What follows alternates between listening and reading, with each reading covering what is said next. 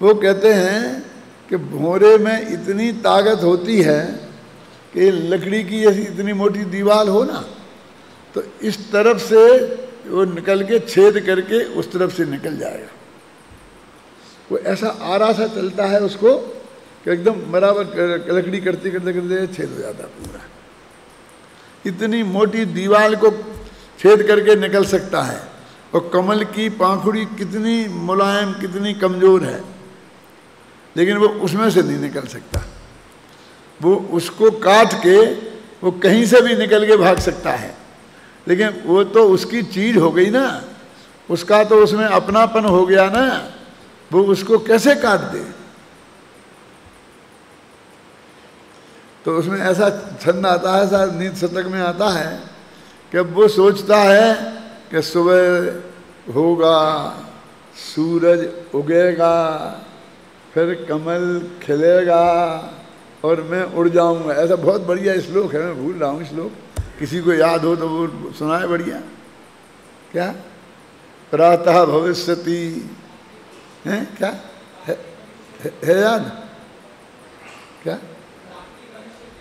हाँ बोलो बोलो, है पूरा याद। रात्रि गमस्यति भविष्यति सुप्रभाता, ऐसा छंद है कि रात्रि बीत जाएगी, सुबह होगा, कमल खिलेगा और मैं उड़ जाऊंगा। क्यों? बंद हो गए ना, पहले दिन में नहीं उड़ रहा था। हो सकता है सुबह जब कमल खिल जाए तो फिर ना उड़े क्या शाम को जब बंद होने लगेगा तब उड़ जाऊंगा। उसमें ऐसा लिखा कि बंद होने लगता है ना तो अभी उड़ जाता हूं, अभी तो इतना बड़ा छेद है, अभी उड़ जाता हूं, अभी तो इतना है, मैं तो इतने से निकल जाऊंगा, अभी उड़ जाता हूं। ऐसे करते करते मैं वो कमल बंद हो जाता। फिर आता है कि वो गजनी हस्तनी आई और उसने ऐसा लिया और उस कमल को खा गई। है ना कि गजनी उज्जहार है, आता क्या नहीं आता है, वो कमली के बल को खा जाती है। तो वो भौरा जिस पे इतना रीझ जाता है कि मौत की कीमत पर भी वो उसको नहीं छोड़ता है। तो तुम अपना त्रिकालीन भगवान आत्मा पर ऐसे रीझ जाओ कि सारी जगत की कोई चीज तुम्हें वहां से हटने के लिए आकर्षित ना कर सके, बाध्य ना कर सके। ऐसी बात लिखा ना, तेरो घट सरता में तू ही है कमल, ताको तू ही मधुकर हुए सुवास पहचान ले। और प्राप्त ना हुई है कछु ऐसो तू विचारत है। या ना ननु कि मनु उपलब्धि, तुझे शंका हो रही है कि नहीं मिलेगा। अरे क्यों नहीं मिलेगा, अवश्य मिलेगा। कहते प्राप्ति ना हुई है कछु ऐसो तू विचारत है, तू सोचता है कि नहीं मिला तो। अब इस तेरे तो का हम क्या जवाब दें। सही हुई है प्राप्ति स्वरूप यों ही जान ले। अरे अवश्य होगी प्राप्ति, ये बात बिल्कुल सही है। काय की गारंटी नहीं हुई तो? क्यों? तुम हमें बता रहे हो और हम सब धंधा पानी बंद करके, दुकानदारी बंद करके, नौकरी से छुट्टी लेकर, क्यों हम 6 महीना बैठे जाते हैं और तुम जैसा कहोगे हम वैसा करेंगे। लेकिन अब गारंटी तुम्हारी है ना कि वो हमें प्राप्ति फिर अवश्य होगी कि हाँ हमारी गारंटी है। और नहीं हुई तो फिर क्या करता है? तो हमारी जान ले लेना और क्या करेगा, क्या करेंगे? तुम नहीं हुई तो कह के हमसे क्या कहलाना चाहता है? ऐसी हमें धमकी देता है कि हमने ऐसा किया और भगवान आत्मा की उपलब्धि हमें नहीं हुई तो क्या?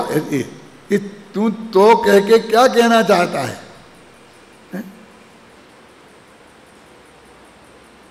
मेरी सारी संपत्ति ले लेना, क्या कहलाना चाहता है? मेरी जान लेना चाहता है, मैं क्या कहूं तेरे को? अरे मैं कह रहा हूं कि अवश्य हुई है प्राप्ति।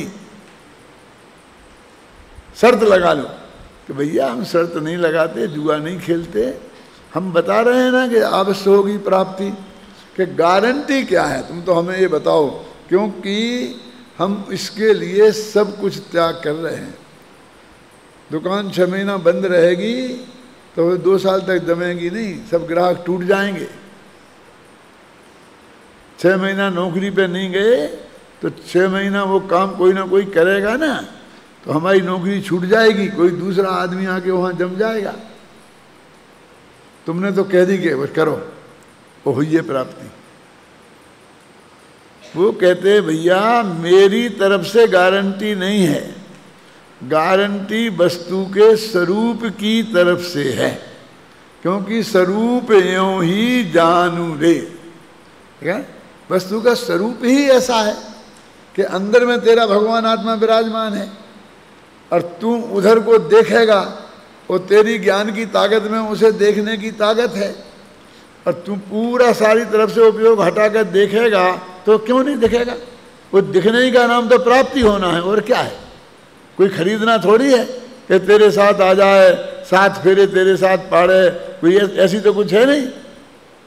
सिर्फ तुझे उसे देखना है और तुझे अपने चित्त में ये निर्णय करना है कि ये मैं हूं, बस खत्म, हो गई प्राप्ति। इसके अलावा और क्या प्राप्ति होनी है।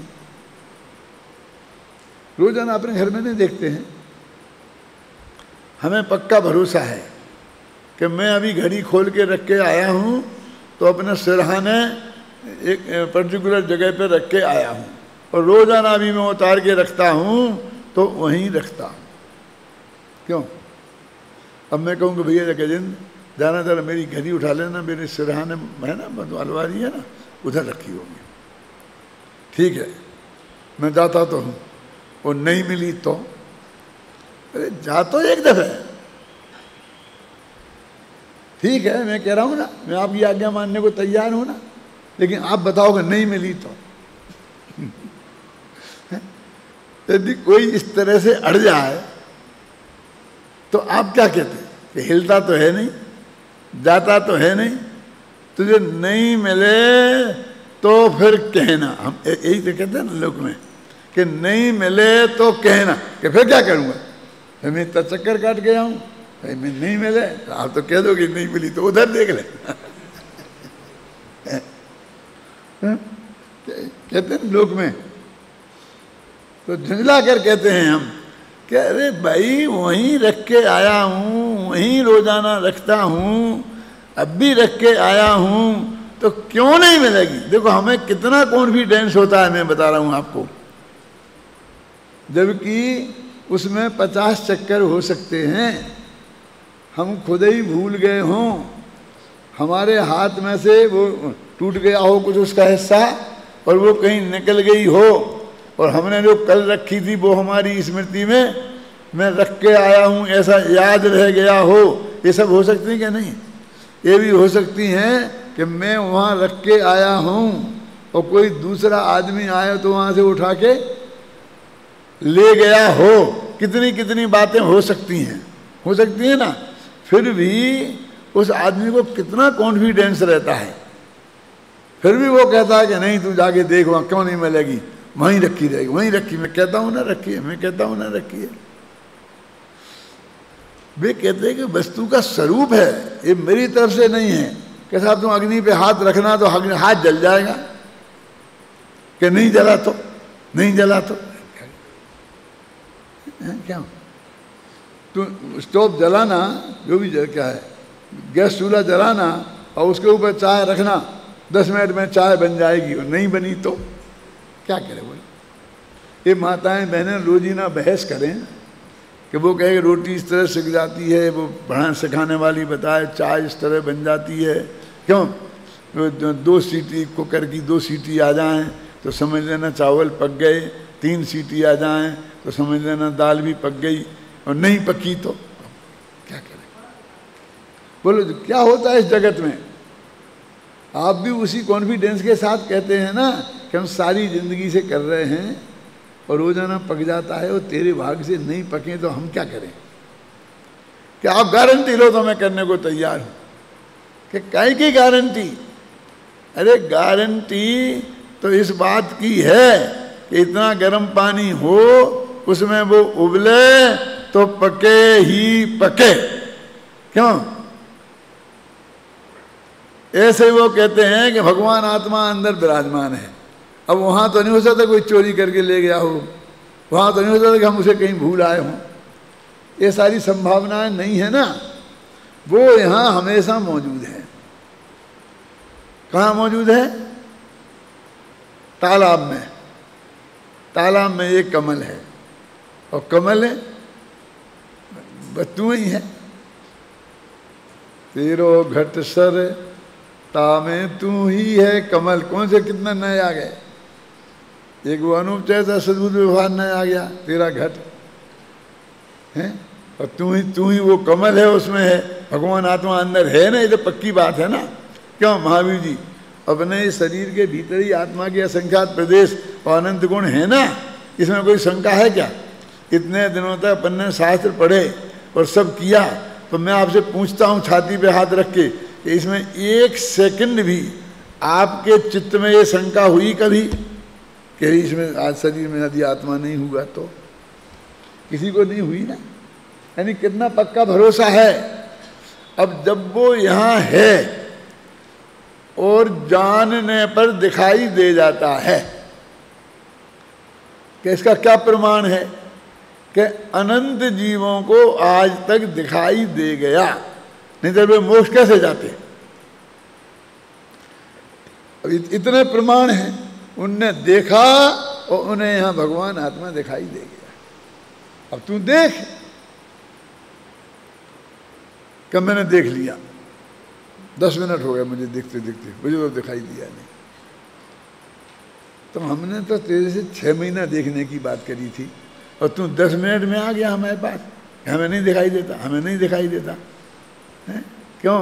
हमने तो ये कहा था कि 1-6 महीना कहनो मेरो मान ले और संकल्प और विकल्प के विकार तज अपनो मन एक ठौर आन ले।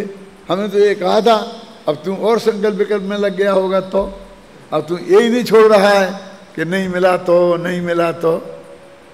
क्यों? तुमने कह दी कि नहीं मिलेगा तो।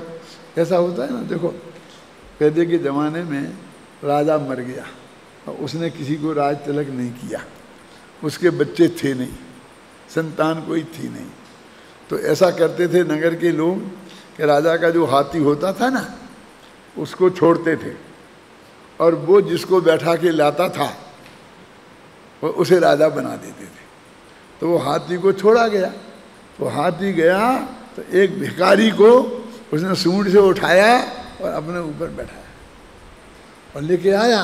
कहे नहीं नहीं नहीं नहीं गड़बड़ कर दिया, गड़बड़, हम नहीं मान, इसको बनाएंगे राजा, इसको भगाओ, बहुत दूर भगा दो, कहीं जाता हाथी पहुंचे ही नहीं पाए और दोबारा हाथी छोड़ो। तो दोबारा हाथी छोड़ा तो वो खोजते खोजते जहाँ वो भिखारी मिला ना उसको ही फिर दोबारा बैठा के लाया कि अब क्या करें कि और दूर ले जाओ इसे जंगल में। तो और दूर ले गए। तो तीसरी दफे गया तो खोजते खोजते हाथी उसी भिखारी को बैठा के लाया। अब तो वो पक्का बन गया ना राजा। अब राजा बन गया, उसको कहा कि भाई राजा बन गया, क्या होता है राजा, कैसे बनते हैं राजा? कुछ नहीं कि तुम ये अपने कपड़े लत्ते उतारो और बहुत बढ़िया बढ़िया कपड़े लत्ते रखे हैं, नहाओ धो अच्छी तरीके से और वे कपड़े पहनो, गहने पहनो, राज सिंहासन पर तुम्हें बैठाया जाएगा, तुम्हारा राज्याभिषेक होगा, ये सब उसको बताया और तुम्हारा सब व्यवस्था होगी कि ठीक है ऐसा होगा, ठीक है। तो उसने सारे कपड़े उतारे अपने वो गंदे गंदे और उनको संभाल के एक पोटली बांधी और वो पोटली बांध करके उसे लेकर के आंख में दाब के बोले चलो कि इनका क्या करेगा, हम तुम्हें बढ़िया बढ़िया कपड़े पहनाएंगे, राज सिंहासन पे बैठाएंगे, तेरी सारी व्यवस्था होगी, नौकर चाकर लगे होंगे, तुम्हें पोटली को क्यों रखता है? तो वो कहता है भैया यदि तुमने नहीं बैठाया तो 2 दफे हाथी बैठा के लाया था और तुम पकड़ के हमें वहां छोड़ आए थे क्यों? तीसरी दफे भी तुम्हारे मन में ऐसा ही आ गया तो फिर मैं क्या करूंगा, क्या पहनूंगा? क्यों? वो जब तक पक्का भरोसा नहीं हो जाए अपनी पोटरी को संभाल के रखता है, न मालूम किस दिन जरूरत पड़ जाए। ये कोई कहानी नहीं है। मैंने शायद एक दिन सुनाया था कि जब हम अपना गांव छोड़ करके और वहाँ से आए तो हमने कहा पिताजी से कि इस मकान को अपन बेच देते हैं। अरे नहीं, मकान नहीं बेचे, मकान नहीं बेचे। नहीं, क्यों, क्या करेंगे मकान? अभी अपन तो जा रहे हैं, अभी यहाँ आएंगे नहीं, तो अपन जहाँ जा रहे हैं जब नक्की हुआ था तो वहीं पर अपन मकान लेंगे, रहेंगे, जो कुछ भी करेंगे धंधा पानी वहीं करेंगे। तो अब क्या करेंगे? नहीं, क्यों? वहाँ धंधा नहीं जमा तो और लौट के आना पड़ा तो मैंने कहा लौट के आएंगे तो इसी गांव में आएंगे जो आज तक जिस गांव में ना उस वक्त स्कूल नहीं था, पुलिस चौकी नहीं थी, रोड नहीं था, बस नहीं जाती थी, ट्रेन नहीं जाती थी, कोई सवारी नहीं मिलती थी, कुछ नहीं था। और आज भी लगभग वैसा ही का वैसा है। प्राइमरी स्कूल हुआ हो तो हुआ हो, ना डाक खाना, ना पुलिस चौकी, कुछ नहीं था। मैंने कहा आएंगे तो इसी गांव में आएंगे। हिंदुस्तान में 7.5 लाख गांव हैं, तो वहां नहीं कहीं नहीं बस पाएंगे। कि नहीं भैया वे कहते रहे और हमने तो बेच दिया। इस गांव में दोबारा लौट के नहीं आना। तो ऐसा ही होता है भाई साहब। अकेले वो तो कहानी है भिखारी की, तो सब छोटे बड़े भिखारी ऐसे ही हैं। देखो ना, ये नौकरी है तुम्हारी यहाँ, और उससे 10 गुनी अच्छी नौकरी मिलती है ना, तो अभी 6 महीने तक इस्तीफा नहीं देते हैं। क्या वहाँ जाके जम जाए, अच्छी हो जाए, पानी मानी लग जाए, हैं तो फिर छोड़ेंगे, हैं करते कि नहीं करते हैं। वो पुरानी चीज छोड़ने का भाव नहीं होता तो नई चीज हाथ आती नहीं है, क्योंकि चित्त विभक्त रहता है ना, संकल्प विकल्प चलते रहते हैं ना, यहाँ के वहाँ के, यहाँ के वहाँ के, यहाँ के वहाँ के। तो मन लगा के वहाँ जहाँ गया है वो काम भी नहीं कर सकता। असली वो पुरुषार्थी जीव कौन है कि जिस सीढ़ी पे से चढ़ के गया उसे तोड़ दे। क्यों? क्या मुझे उतरना ही नहीं है, अब मैं तो और आगे चढ़ूंगा, इस सीढ़ी को रखूं क्यों? आप जानते हैं युद्ध के मैदान में क्या होता है? जो अपनी सेना जाती है ना लड़ने वाले, तो सबसे आगे मालूम कौन रहते हैं? नहीं मालूम? इंजीनियर। वे सड़क बनाते जाते हैं, वे रास्ता बनाते जाते हैं, समझे ना। और वो आगे उसके पीछे सेना उसके ऊपर आती है, आगे वे पुल बनाते हैं टेम्परेरी, और उस पर से नदी पार करती है सेना, और डॉक्टर भी साथ साथ चलते हैं सब। क्यों? कि वो कोई घायल हो जाएगा, कोई कुछ हो जाएगा तो मलहम पट्टी कौन करेगा, दवाई कौन देगा? दवाई का बक्सा लाद करके डॉक्टर साथ साथ चलते हैं और इंजीनियर आगे आगे चलते हैं। और अब यदि अपन को लौटना पड़ा, वहाँ से प्रेशर ज़्यादा पड़ा, अब आगे बढ़ते हैं तो मारे जाएंगे, तो इंजीनियर सबसे पीछे रहते हैं। यहाँ मरने को आगे और वहाँ पीछे, कि हम सेना निकलती जाए और तुम सड़क और पुल तोड़ते जाओ। अरे हमने बनाए हैं अभी और तोड़ते जाएं कि हाँ, क्योंकि हमारा पीछा जो सेना करेगी हमें मारने को, उनको बनी बनाई सड़क मिल जाएगी और बने बनाए पुल मिल जाएंगे, तो हमें मार डालेगी। तुम तोड़ दो, कम से कम उन्हें बढ़ने के लिए फिर अपनी नई सड़क तो बनानी पड़े, नया पुल तो बनाना पड़े। कितने में तो अपन न मालूम कहाँ के कहाँ पहुँच जाएंगे। जाते वक्त आगे और लौटते वक्त पीछे, आगे भी गोलियां खाने को और लौटते वक्त भी पीछे रहकर गोलियां खाने को। माने जिस सड़क को हमने बनाया है, अब वो सड़क हमें तोड़ देना, हमको पीछे नहीं हटना। वो कहते तेरा भगवान आत्मा है, तू उधर जाना, तुझे अनंत अतीन्द्रिय आनंद की प्राप्ति होगी, अनंत सुख की प्राप्ति होगी। हैं? ठीक है जाता हूँ, लेकिन जरा बाल बच्चों को तुम संभाल के रखना, एक घर को ठीक रखना। हैं? पड़ोसी को समझा के जाता, भैया तुम ध्यान रखना मेरे घर का। क्यों? अरे अब तुझे लौट के इधर आना है क्या? तुझे वो मिल जाएगा, और नहीं मिला तो कहते देखो प्राप्ति ना हुई है कछु, ऐसो तू विचार तू है, सही हुई है प्राप्ति स्वरूप यूं ही जान ले। गारंटी है किसकी तरफ से?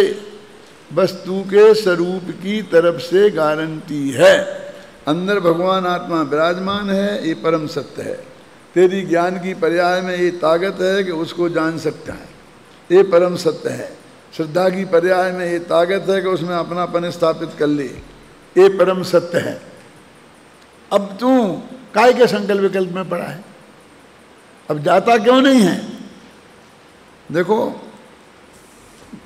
बनारसी दास ने तो लिखा है, और जयचंद जी छाबड़ा थोड़ा और आपको आश्वासन देते हैं, आगे पढ़ो,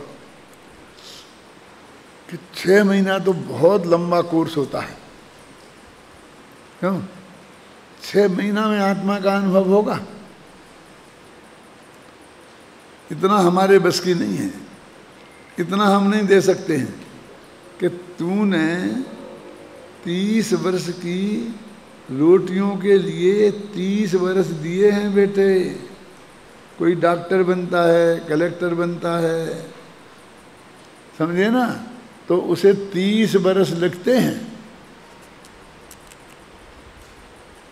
पहले डॉक्टर बने, पढ़े, कौन सी क्लास पास हो गए, फिर उसमें भर्ती हो गए, फिर 5 साल पढ़े, फिर MD करे, फिर वो क्या कहते हैं, क्या करना पड़ता है, हाउस है ना, वो प्रैक्टिस करनी पड़ती है, रात भर की ड्यूटी देनी पड़ती है। फिर 3 साल, फिर ये कहते हैं कि 3 साल तुम गांव में जाके पहले करो, फिर तुम्हें हम शहर में आने देंगे। मालूम, जो लड़कियां डॉक्टर थीं, उनने अदालत में जाकर के ये कहा कि ऐसे हम जाकर के पढ़ा के तैयार होंगे तो ये 25, 27, 28 वर्ष की हो जाएंगी, फिर 3 साल जाके गांव में रहेंगी। हम ऐसा शादी कौन करेगा?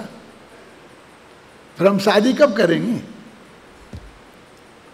ये नहीं हो सकता, ऐसा गवर्नमेंट से कहा।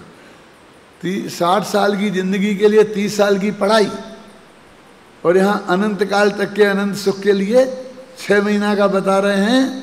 तो इसमें कहते बहुत होते हैं, 6 महीना तो बहुत होते हैं। क्यों? फिर भी जयचंद जी छाबड़ा आपको डांटते नहीं है, शांति जी जैसा फुचकार के कहते हैं, सुनो, निकालो पेज नंबर 346 पे। यदि अपने स्वरूप का अभ्यास करे तो उसकी प्राप्ति अवश्य होती है, यदि परवस्तु हो तो उसकी प्राप्ति नहीं हो। अब वो तो अपना आत्मा है, क्यों नहीं मिलेगी? परवस्तु तो है नहीं, परवस्तु हो तो उसकी प्राप्ति नहीं हो। देखो, अपना स्वरूप तो विद्यमान है ना, किंतु उसे भूल रहा है। यदि सावधान होकर देखे तो अपने निकट ही है, बस तेरे देखने की देर है, वो तो है ही यहाँ। उसे मिलने और नहीं मिलने का क्या सवाल है, वो तो मिला ही मिला है। यहाँ 6 मास के अभ्यास की बात कही है। इसका अर्थ यह नहीं समझना कि इतना ही समय लगेगा। घबराओ मत, 6 महीने नहीं लगने वाले हैं। क्या? उसकी प्राप्ति तो अंतर्मुहूर्त मात्र में ही हो सकती है, हैं? एक जगह देखो ना, पार्श्ववर्ती मुहूर्तम, वो भी लगा। परंतु यदि शिष्य को बहुत कठिन मालूम होता हो तो उसका निषेध किया, इसलिए 6 महीना कह दिया। तुझे बहुत ही कठिन लग रहा होगा, नहीं मिलेगा, नहीं होगा, नहीं होगा, नहीं होगा, तो हमने 6 महीने की बात कही है। यदि समझने में अधिक काल लगे तो 6 मास से अधिक नहीं लगेगा। इसलिए यहाँ उपदेश दिया है कि अन्य निष्प्रयोजन कोलाहल का त्याग करके इसमें लग जाने से शीघ्र ही स्वरूप की प्राप्ति हो जाएगी, ऐसा उपदेश है। देखो अब ये कोलाहल मैंने क्या क्या आ गया है, क्या क्या आ गया। देखो अपने आत्मा की में उपयोग को लगाना, इसके अलावा आत्मा के कल्याण के लिए जो जो लोग करते हैं, आज तक आपने किया है अथवा और धर्म के नाम पर लोग करते हैं, उन सब का नाम कोलाहल है। बस समझ लो आप। अब व्रत, शील, संयम, व्रत, तप, उपवास, ये सब आ गए, समझ गए, ये आ गए।